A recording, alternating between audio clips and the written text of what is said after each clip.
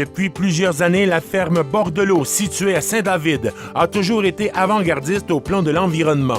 Dès la fin du 18e siècle, Louis Brouillard, aidé de son fils Adélard et son petit-fils Bertrand, ont travaillé dans le respect de la nature et de la terre. Aujourd'hui, la 4e génération des Brouillards, dirigée par Magali et Mélanie, les filles de Bertrand et Lucille, poursuivent la même voie que leurs ancêtres. Dès la fin de leurs études spécialisées en agriculture, elles ont posé à chaque année des gestes et des actions qui ont fait une différence. Quelles sont leurs pratiques environnementales sur leur ferme qui compte un troupeau de 70 vaches Holstein? D'abord, elles viennent d'investir dans l'agrandissement de l'étable. Les vaches évoluent ainsi dans un espace plus grand.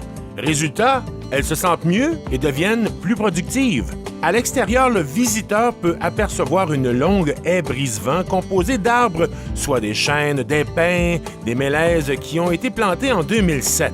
Ces arbres, aujourd'hui matures, préviennent l'érosion du sol. Sur leur terre, les sœurs Brouillard cultivent des plantes fourragères, du seigle, du maïs, du soya et des haricots cranberry. Leurs bêtes sont ainsi nourries de fourrage de haute qualité. On mise sur la qualité du fourrage pour diminuer la quantité de grains. On essaie de commencer plus tôt nos récoltes de foin qui permettent ainsi d'obtenir un meilleur rapport qualité-fibre-protéines, explique Mélanie. Les sœurs Brouillard essaient aussi de diminuer les apports en fertilisants.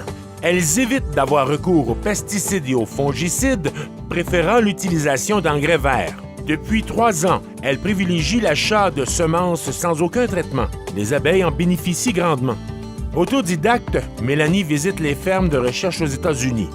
Le but, trouver de nouvelles façons de faire en agriculture.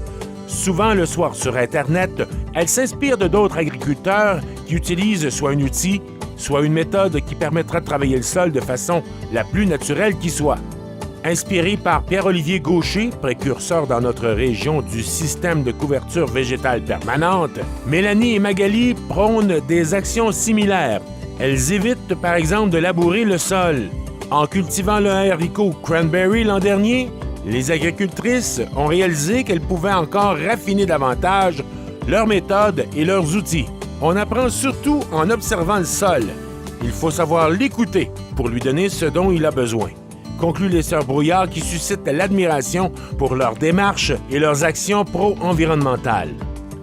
C'est donc avec fierté que le Gala Excellence agricole remet le prix agro-environnemental à la ferme Bordelot de Saint-David.